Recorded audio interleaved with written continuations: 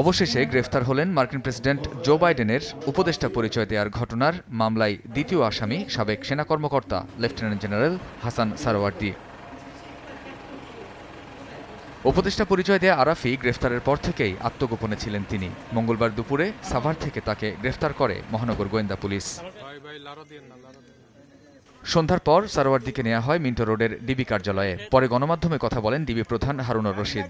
তিনি বলেন, সারোয়ার্দীর শেখানো মিয়ান আরাফির বক্তব্যে উৎসাহিত হয়ে বিএনপি কর্মীরা ২৯ অক্টোবর দেশে নাশকতা চালায়।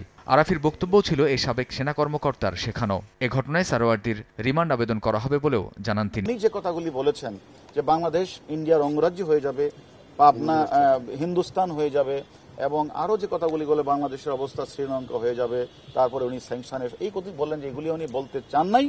উনাকে বাসা থেকে আসার সময় আমাদের যে ২ নম্বর আসামি আজকে যিনি গ্রেপ্তার হয়েছেন lieutenant general doctor Hussain Sohrauddin, উনি ওনাকে এগুলি শিখিয়ে দিয়েছেন, যার কারণে এই যে আজকে 2 দিন যাবৎ দেশে যে অস্থিতিশীল পরিবেশ সৃষ্টি হয়েছে এবং ওনার বক্তব্যে যে একটা রাষ্ট্রদ্রোহিতার যে একটি অপরাধ হয়েছে সেই প্রেক্ষিতে মামলা রুজু হয়েছে। এদিকে রাজধানীতে এক অনুষ্ঠানে অংশ নিয়ে ডিএমপি কমিশনার বলেন, একজন মানুষ যখন অপরাধ করে তখন তার পরিচয় বিবেচ্য না। একজন মানুষ যখন অপরাধ করে তখন সে কি পরিচয়ের সেটি কিন্তু বিবেচ্য নয়।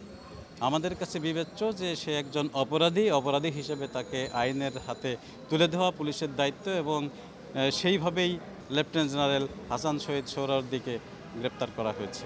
রোববার রাতে মহিউদ্দিন শিকদার নামে এক ব্যক্তি বাদী হয়ে রাজধানীর পল্টন থানায় তার বিরুদ্ধে মামলা করেন। কামরুজ্জামান মামুন, সময় সংবাদ, ঢাকা।